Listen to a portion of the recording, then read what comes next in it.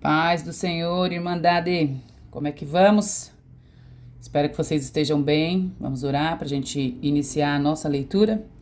Oremos. Deus, nós te louvamos, Senhor, pelo dia de hoje. O Senhor nos deu um dia em que nós podemos contemplar tudo aquilo que o Senhor fez para nós. Talvez a gente não tenha nem percebido o que o Senhor fez, porque a grandeza do Senhor está em tudo.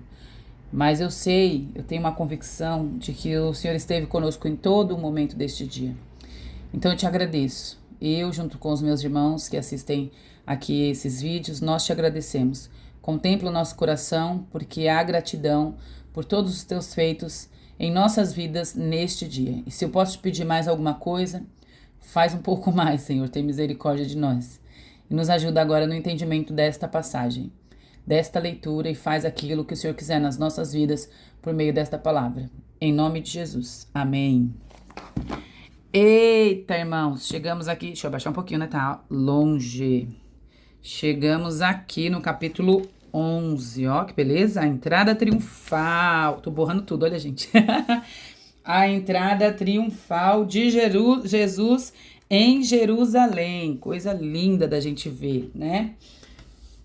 Vocês estão preparados para chegar agora na obra, contemplar? Tudo é da salvação, né? E é de Cristo, mas aquilo que nos atrai mais, assim, para entender essa obra salvadora do Senhor Jesus, tem 6 capítulos, né? Daqui para frente, do Evangelho de Marcos, e ele se ocupa, nesses últimos 6 capítulos aqui, sobre a vida de Jesus nessa última semana de vida até a ressurreição. Então nós estamos aqui contemplando a última semana de vida do Senhor Jesus. E essa semana da vida dele aqui está nesses 6 capítulos. Vamos ver o que o Senhor revela para nós. Vamos ler o 1 e o 2, que aí fala dessa entrada triunfal, que eles colocaram aqui, né, em Jerusalém. O 1 e o 2, nós vamos ler e diz assim, ó. Quando se aproximaram de Jerusalém, então grifa aí, ó, eles estavam chegando, né, se aproximavam de Jerusalém e chegaram a Betfagé e Betânia, junto ao Monte das Oliveiras, ó, grifa aí pra gente saber onde eles estavam. Jesus enviou 2 dos seus discípulos dizendo, então Jesus enviou 2 e deu instruções. Vão ao povoado que está diante de vocês, ao entrarem encontrarão, o que eles iam encontrar, grifa aí, um jumentinho amarrado, no qual ninguém, aqui ó, jamais montou, desamarrem-no, tragam-no aqui. E aí ele continua dando as instruções de como isso deveria ser feito. E a gente já leu isso em Mateus, mas dá para compreender apenas com esse pedacinho da leitura. Porque essa aqui é a entrada de Jesus quando ele vai caminhar ali, eles estão entrando em Jerusalém. E aí os preparativos com o jumentinho, mostra ele entrando com esse jumentinho, essa coisa do rei da glória, sabe? A recepção linda que as pessoas fizeram. Elas colocavam ramos de palmeiras, elas colocavam aqueles tecidos, né, no chão. E aí Jesus foi contemplado ali como rei. E aqui no 9, vamos ler o 9 pra gente ver como que eles recebiam os que vinham junto com Jesus ali, recebiam Jesus e eles gritavam. Os que iam adiante dele e os que o seguiam gritavam, Hosana, bendito é o rei que vem em nome do Senhor. Bendito é o reino vindouro de Davi nosso pai. Hosana nas alturas. Que coisa maravilhosa. E eles iam gritando isso, Hosana, né? Hosana, aí tá aqui a explicação. Lembra que eu falei que essa letrinha faz referência aqui embaixo, ó. Algumas bíblias têm, né, a referência, a nota de rodapé, e aqui ele coloca aqui que Hosana é uma expressão hebraica que significa salve, né, e que se tornou uma exclamação de louvor. E a gente faz isso mesmo, né, de louvor a Deus. Hosana nas alturas, Hosana ao Senhor. Hosana, a gente tem muito louvor nas igrejas de louvor. E aí é interessante que eles gritavam Hosana, e algumas pessoas entendem que eles estavam pensando assim, Hosana aqui, para eles, significava salve-nos agora. Por quê? Porque eles acreditavam que esse reino ia se instalar aqui na terra e que eles iriam ser salvos de Roma, né? Porque eles viviam sob o domínio de Roma. Então, salve-nos agora, vem nos salve, sabe? Era isso que eles estavam gritando ali. E aí, na verdade, eu vi uma vez uma pregação, uma explicação de um pastor, e ele falava assim, também até nós, né? Até nós iríamos querer um rei que multiplicava pães e peixes de forma milagrosa? Quem não ia querer um rei que fazia milagres, curava os doentes? Gente, não ia ter mais doença, não precisava mais de remédio, não precisava mais de nada. E ele falou assim, todos nós teríamos feito a mesma coisa, gritado Hosana nesse sentido, querendo esse rei para nós, né? Aí, no 12 e no 13, já entra uma outra história aqui, que é a figueira. Primeiro aí vem aqui, Jesus purifica o templo, mas vamos ler aqui do 12 e o 13 pra gente entender como se desenrolar essa parte da história. Diz assim, ó. No dia seguinte, então depois dessa entrada triunfal, no dia seguinte, deixa eu grifar, né? No dia seguinte, quando estavam saindo de Betânia, Jesus teve fome. Ao observar a certa distância uma figueira com folhas, foi ver se encontrava algum fruto. Tá vendo? Então ele olhou de longe, viu que estava bem cheia de folhas e falou, opa, ali tem fruto, né? Aproximando-se dela, nada encontrou, grifa aí, a não ser folhas. Então ele chegou de perto e opa, não era bem o que ele pensava. Porque não tinha figos, não era tempo de figos. Então Jesus disse à figueira, olha o que ele disse. Ninguém mais coma do seu fruto. E aí, depois é interessante, né? Porque a história aqui que Jesus que conta, né? A história contada aqui é que Jesus viu de longe e achou, ali tem fruto, tem figo, eu vou lá. E Jesus estava com fome. Quando ele chegou de perto, não tinha. Aí a história é interrompida, porque lembra que eu falei, Marcos é bem dinâmico, né? Ele mostra Jesus fazendo, Jesus saindo, Jesus voltando. Ele quer mostrar esses sinais, essas maravilhas. Mas nós vamos ler agora no 20, a gente vai pular esse pedacinho para entender o que aconteceu. Aí no 20, vamos voltar aqui pra gente terminar a história da figueira. Então ele falou, ninguém nunca mais coma do seu fruto. Aí aconteceu uma situação, aí de manhã, no 20 aqui ó, de manhã, ao passarem, viram a figueira seca desde as raízes. Olha que coisa impressionante, desde as raízes. Pedro, lembrando-se, disse a Jesus, Rabi, vê a figueira que amaldiçoaste, secou. Olha isso. Jesus respondeu, tenham fé em Deus. E aí ele fala, né, aquelas coisas de, em verdade eu lhe digo, se alguém disser a este monte, levante-se e atire-se para o mar, e não duvidar em seu coração, mas crer que acontecerá o que diz, assim também será feito. Portanto, aí Jesus entra, eu digo que tudo o que pedirem em oração, creiam que o receberão, e assim sucederá. E aí Jesus estava falando ali com ele sobre fé, né? Fé para acreditar de verdade que as coisas iriam acontecer. Então era fé. Ele estava dando uma lição para eles sobre fé.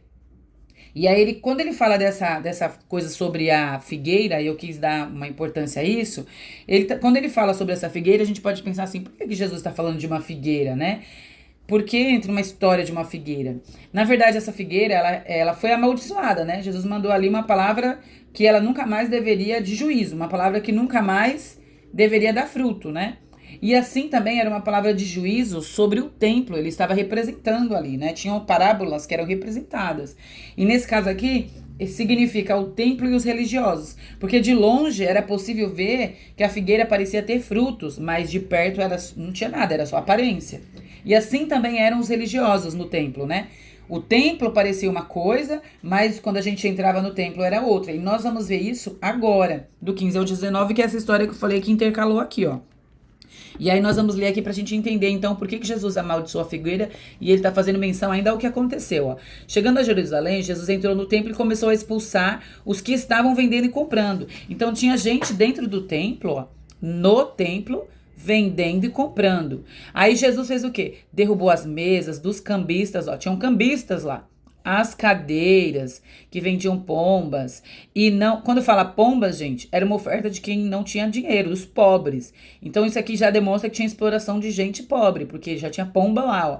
E não permitia que ninguém carregasse mercadorias no templo. E aí Jesus veio e disse para eles, ó, ele os ensinava dizendo, não está escrito, a minha casa será chamada casa de oração para todos os povos. Olha isso, gente. A minha casa será casa de oração para todos os povos. Mas vocês fizeram dela um covil de ladrões. Vocês quem? Aqui, ó, os chefes dos sacerdotes, os mestres da lei. Eles estavam ali ouvindo essas palavras duras. E aí Jesus fala, vocês fizeram a minha casa de covil de ladrões. Quando fala de cambistas aqui no templo, é porque não se admitia naquela época moeda romana no templo, porque ela tinha a imagem do imperador nessa moeda. Então isso seria a quebra do primeiro e do segundo mandamento. E no templo tinha uma moeda própria, inclusive. Por isso que tinham cambistas lá, né? Para eles trocarem essas moedas. Assim, a casa de oração, que é o que ele fala aqui, minha casa tem que ser chamada casa de oração, teria se tornado um lugar de comércio e para benefício dos líderes religiosos, que é o que a gente viu aqui, né, no 17. Quando ele fala aqui, ó, tá vendo, ó? Mas vocês fizeram dela um covil de ladrões. Que isso, gente? Se não tivesse coisa errada ali, Jesus tinha dito isso. Então, o ensino prático que a gente tira já de antemão de tudo isso é que nós podemos aplicar para nossa vida é ter essa fé que Jesus falou, creia de verdade para que as coisas realmente, de fato, aconteçam, mas é uma fé que nos diferencia do mundo. Que a nossa fé seja suficiente e que a gente não seja hipócrita. Porque ele falou isso para esses homens, né? A gente não seja... Hipocrisia é a mesma coisa que ser um ator, atuar, não ser de verdade. Então, nós não podemos ter uma fé fingida. A nossa fé tem que ser vivida, não fingida. Aí o texto, virando aqui a página... Peguei um marca-texto forte, hein, gente? Ó. Aí, virando aqui, vai falar sobre a autoridade de Jesus. Tá vendo? E aí a gente vai entender também essa outra parte aqui, que Jesus, vocês lembram que ele tinha derrubado as mesas, os templos, o templo lá, um monte de coisa, virou as mesas, tirou as cadeiras, impediu eles de venderem no templo? E aqui, Jesus, do 27 ao 33, ele tá fazendo referência ainda a isso. Vamos ler, ó. Chegaram novamente a Jerusalém, e quando Jesus estava passando pelo templo, aproximaram-se dele os chefes dos sacerdotes, os mestres da lei, líderes religiosos, e lhe perguntaram. Então, aqueles caras lá que ele falou do covil de ladrões, ó lá, se aproximaram de Jesus. E aí eles falam assim para Jesus, com que autoridade você faz essas coisas? Então, com que autoridade você vira as mesas no templo? Com que autoridade você diz que não pode mais vender no templo? Não pode ter cambistas? Quem lhe deu autoridade para fazer essas coisas?